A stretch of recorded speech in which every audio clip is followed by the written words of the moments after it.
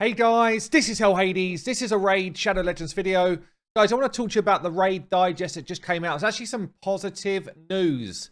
Sometimes we slam the negative stuff. I feel like you need to be pretty much like equally measured about the good stuff that comes out when it comes out. Just as I was about to do it, they dropped this pack in game, the personal pack builder.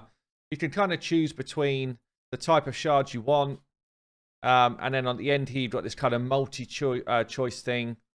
4 Lego books or some energy or some silver. At first, I was like, damn, is this a really good pack? It doesn't feel like a really good pack, but it also feels way better than the personal pack builders they've done before. But I feel like the pricing is kind of similar to any old pack they drop. I don't feel like there's much going on. Maybe it's a slight bit improved. But obviously they're trying to sell us shards this weekend. We've got all of these big, what's this? Oh, yeah, closed. Don't care about that. They've got obviously all this big stuff going on. This one does feel good. I mean, I normally judge ancient shards at like £1 per shard is a good value. So that feels actually pretty damn strong. But anyway, let's get on to the Raid Digest. What's going on with this? Basically what they're saying here is 2 weeks have passed, going through a load of stuff. I'm going to come to the fun, cool one last.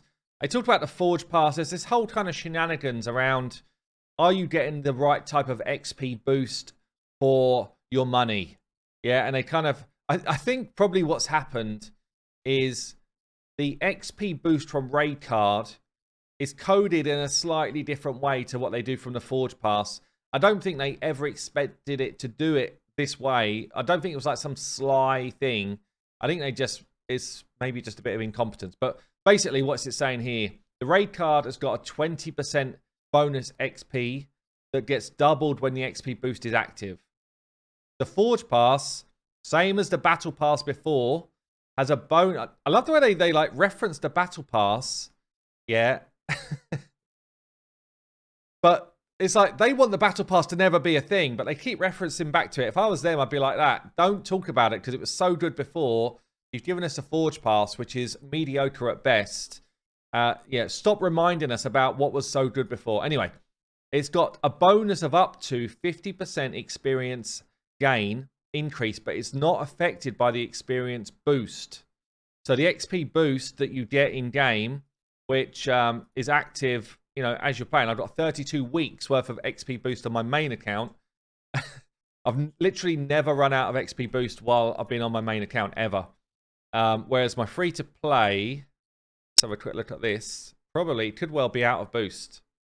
No, still running, actually. The XP boost on my free-to-play, I've got like 2 hours. Yeah, so very little XP boost left on my free-to-play, but you kind of top that up as you go. Anyway, I digress. To get back to the point. Basically, it means that they don't multiply in the same way.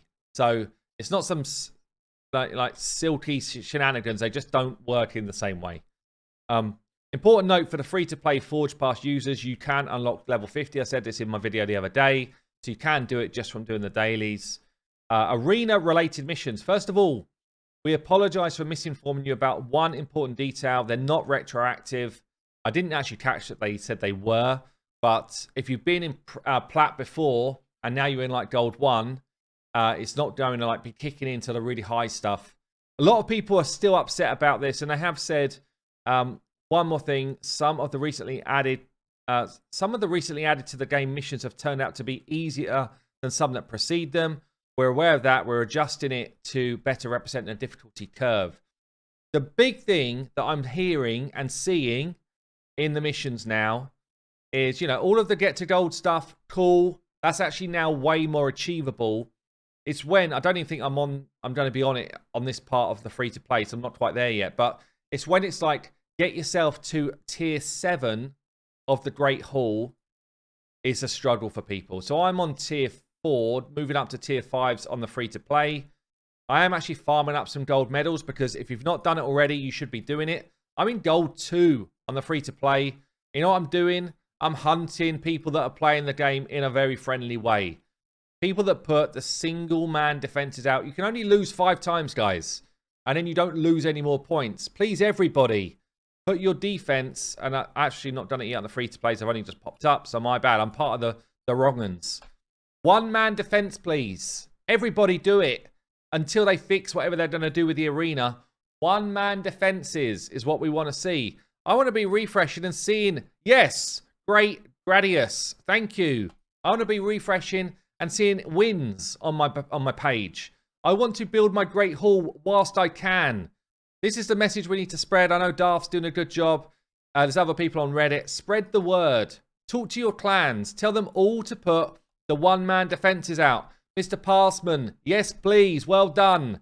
Yeah, spread the word, because this is how we've got a chance to actually, you know, get these level 7 Great Hall things done whilst Raid are trying to sort out their game. So anyway, that's a separate point. So yeah, so hopefully they do change the Great Hall requirements a bit. But as I've said in other videos, I hope the Great Hall requirements just change from purely being arena focused, honestly. But that's not something that they're likely to do anytime soon. It says here, next Clan v Clan is around the corner. There won't be any personal rewards, fine. But this is the big one. This is what I wanted to talk about. So we've seen in the patch highlights that there was going to be a gear removal change, cost change. And especially on the free-to-play, I feel this big time. Like, silver is a constant challenge on the free-to-play account. And I felt it on the old free-to-play. You know, it's just generally tough. You know, if I want to go in and totally re-gear Gaelic, who's my main damage dealer. So I'll just do it in the fitter room, so I don't actually want to change his gear. It's just super expensive. Like 180k, and that's for stuff that's not being moved from other people. If you're trying to get it off of people that have already got it equipped, the cost dramatically goes up. And you get to this point where it's like, damn, if I just want to like change the gear from one champion to another, it's super expensive to do. So what they're doing is they're doing a 50% reduction for 2 days, which is huge. And what I've asked them, and I've not had a response yet, but I've said, is this going to be a frequent thing? Is this going to be like a monthly thing like other games do? But they're saying here, early next week. So you've got to be aware of this, because you kind of want to focus in on this time. It might be that you want to re-gear a clan boss team. You might want to re-gear champions for Doom Tower or for Hydra or for whatever. You know, your main arena team, you might want to get them like cooking. I personally, on my main account, I need to re-gear a ton of champions for arena where I've been messing around with gear. So I'm going to use this opportunity. Basically it says here, we're going to test out a new format. 50% off on gear removal costs for 2 days. We don't know exactly when it is. It just says early next week. For 2 days only, all artifact removal will be 50% less. Don't miss the opportunity to prepare teams for Doom Tower, all that sort of stuff. Yeah, so do it, guys. Like, use that time. The more people that do it in that time period, I think the more likely they're going to be like, okay, people like this, let's do it again. It should just be at least a monthly thing that they do. So I think that's a positive. You know, I've got to call that out as a positive. I've also got to say, I wasn't too sure about it at first, but on the free-to-play especially, a little bit on the main, but on the free-to-play especially, being able to overflow faction war keys by doing the 3v3 stuff, get that up to 18, and then being able to do the super raids with multi-battles has actually saved a lot of time. Yeah, so you've got to call that out as well. It's like we've been asking and asking for time-saving stuff. The super raid with multi-battle feature, especially on my free-to-play, has actually been good.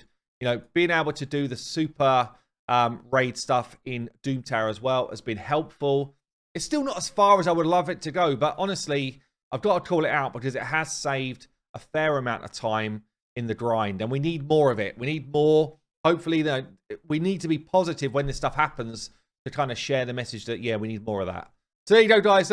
That's me. I'm Hell Hades. I will see you later.